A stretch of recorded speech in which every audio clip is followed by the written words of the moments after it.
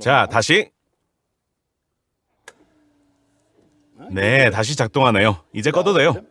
제가 당신 돕는 거 정말 좋아하는 거 아시죠? 그런데 예전엔 훨씬 더 재미있었어요. 그래요? 차를 고치는 건 단지 행동을 취하는 게 다가 아닙니다. 때로는 인내가 필요해요. 아니면 당신이 더 큰 프로젝트를 맡을 준비가 됐다고 생각하나요? 그런 건 아니지만 이미 많은 걸 배웠어요. 토미는 저 차에서 뭘 하고 있어요? 좀 재밌어 보이네요. 이건 당신이 얼마나 전문가가 됐는지 보여줄 좋은 기회예요. 이 차량에서는 엔진룸에서 삐걱거리는 소음이 들립니다. 특히 추울 때요. 그렇다면 어떻게 생각해요? 펜벨트? 훌륭해요. 당신 말이 맞아요. 이제 아무도 펜벨트에 대해 얘기하지 않죠. 사람들은 멀티 리브드 벨트에 대해 얘기하고 소음을 유발하는 수많은 다른 요소가 있을 거라고 하죠. 그런데 프론트 엔드 액세서리 드라이브가 필요한 이유가 뭘까요? 요새는 그렇게 부릅니다. 보조 장비를 수용하려면 그게 어떤 장비죠? 얼터네이터요? 정확해요. 얼터네이터예요. 그리고 워터펌프. 냉각수 펌프죠. 네, 미안해요. 그런데 정확한 용어를 적어도 한 번은 사용해야 합니다. 사람들이 보고 있으니까요. 네, 그래요. 그런데 펜벨트는 필요하면 여성용 스타킹으로 교체할 수 있는 부품 아닌가요? 할 수 있죠. 할 수 있었죠. 옛적에. 왜 그때는 할 수 있었는데 이제는 안 되나요? 네. 한때는 크랭크 축을 어터네이터와 워터펌프에 연결하는 벨트였기 때문이죠. 이젠 그렇게 하지 않나요? 물론입니다. 요즘에는 더 어렵고 복잡해요. 다른 많은 부품을 구동하기 때문입니다. 결과적으로 전달해야 할 힘도 엄청나게 늘어났습니다. 그 다른 많은 부품들이라는 게 뭔가요? 보여줄게요. 이게 본래의 작업을 수행하는 펜벨트입니다. 크랭크 축을 어터네이터와 워터펌프에 연결합니다. 이제 이게 토미와 무슨 관계가 있는지 보여드리겠습니다. 벌써 여기는 훨씬 더 복잡해 보이네요. 토미, 잠깐만 비켜줄래요? 전문가라면 당신은 여기서 어떤 부품이 구동되는지 말할 수 있을 겁니다. 당신이에요. 나보다 더 잘 설명할 수 있잖아요. 예, 맞아요. 자, 좀 전에 얘기한 크랭크 축, 얼터네이터와 워터펌프가 있고요. 그리고 에어컨 컴프레서도 있습니다. 또 텐셔너 풀리와 2개의 디플렉션 풀리도 있습니다. 네. 확실히 훨씬 더 복잡해 보여요. 네, 그런데 그게 다가 아니에요. 프론트 엔드 액세서리 드라이브에 가해지는 부담이 계속 증가합니다. 여기는 여러 가지 이유가 있지만 교육실에서 더 잘 설명할 수 있겠어요. 또 준비해 두셨어요? 물론이죠. 말할 필요도 없어요. 네, 에어컨 컴프레셔 등등 모든 게 저에게 많은 걸 알려줍니다. 그런데 이 텐셔너 풀리와 디플렉션 풀리는 왜 필요한가요? 항상 옳은 질문을 하시는군요. 모두 대본에 있어요. 그래요. 네, 볼컷이 좋은 점을 지적해 주셔서 감사합니다. 텐셔너 풀리와 디플렉션 풀리는 벨트 구동 시스템에서 중요한 역할을 합니다. 밖에 있는 제 클래식카와 마찬가지로 예전엔 얼터네이터로 펜벨트를 팽팽하게 했었습니다. 요즘엔 텐셔너 풀리가 그 역할을 하는 겁니다. 그러면 디플렉션 풀리는 왜 필요한가요? 디플렉션 풀리는 벨트를 모든 보조 부품 주위로 단단히 밀착시켜서 최적의 토크 전달을 보장합니다. 그렇군요. 그러면 작업대 위에 있는 이것들은요? 전부 텐셔너 풀리입니다. 텐셔너 풀리에는 기본적으로 기계식과 유압식 두 가지 유형이 있습니다. 기계식은 다시 수동 버전과 자동 버전으로 구별됩니다. 수동 텐셔너 풀리는 베이스 플레이트나 편심기를 회전시켜서 조정합니다. 이렇게 해서 기술자가 벨트 장력을 설정합니다. 자동 텐셔너 풀리를 쓰면 따로 장력을 설정할 필요가 없나요? 정확해요. 이 경우 스프링의 힘이 올바른 벨트 장력을 가합니다. 게다가 내부 마찰 요소와 함께 작동하여 스프링 운동이 감쇄됩니다. 이렇게 벨트 구동이 부드러워집니다.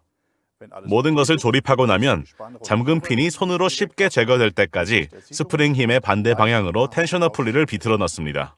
그게 다예요? 네, 그렇습니다. 유압 텐셔너 풀리는 어떤가요? 이런 텐셔너 풀리에는 베이스 플레이트에 장착된 유압 요소가 있습니다. 스프링은 이제 이 내부에 있고 댐핑 과정은 마찰 요소가 아니라 유압으로 작동됩니다. 그럼 자동 텐셔너가 벨트 구동이 항상 올바른 장력으로 설정되게 한다는 의미군요. 또 스프링 댐퍼 시스템은 진동을 줄여 벨트 구동을 더 부드럽게 합니다. 그래요. 벨트가 팽팽해져야 한다는 건 이해했어요. 하지만 줄여야 한다는 진동이라는 게 뭐죠? 아시다시피 내부 연소 엔진은 벨트 구동을 진동시키는 불규칙한 회전을 만듭니다.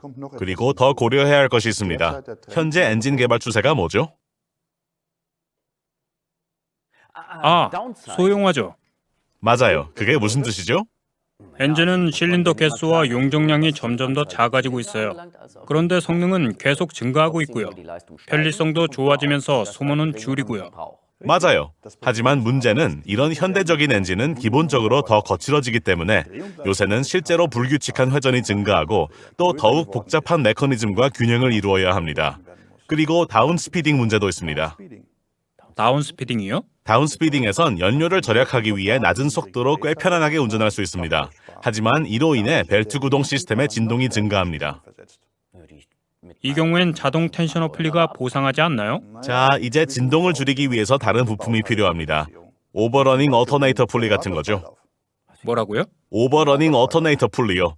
어터네이터의 벨트 풀리인데 벨트 드라이브에서 분리되어 진동을 감소시키는 겁니다. 이 화면은 벨트 구동기에 오버러닝 어터네이터 풀리가 있는 경우와 없는 경우를 비교합니다. 네, 차이가 정말 뚜렷해요. 그럼에도 진동 감쇄 분야에서 발전이 계속되고 있습니다. 예를 들어 이 벨트 풀리 디커플러는 크랭크 축에 직접 배치돼서 벨트 드라이브의 회전 불규칙성 전달을 최소화합니다. 알겠어요. 이런 모든 발전으로 고전적인 펜벨트가 필요 없어졌군요. 맞아요. 펜벨트는 이미 여러 세대를 거쳐 발전했습니다. 당신은 편리성 측면에서 운전자의 요구사항이 증가했다고 언급했습니다. 그게 뭘 의미하나요? 에어컨, 열선 내장 시트, 내비게이션 시스템 같은 것들. 전기 부품이 더 많다는 뜻이죠. 그리고 정확히 말하면 더 강력한 어터네이터가 필요하죠. 벨트 드라이브는요? 부하가 더 높아지죠. 맞아요. 이 벨트는 제 차에 장착되어 있는 Q형 V벨트입니다. 이런 톱니형 설계를 사용하면 반지름은 작게 할 수 있지만 구동되는 부품의 개수는 제한됩니다.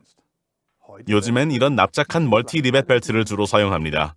이런 벨트를 사용하면 더 조밀한 반지름 주위로 더 많은 보조 장치를 더 높은 토크로 구동할 수 있습니다.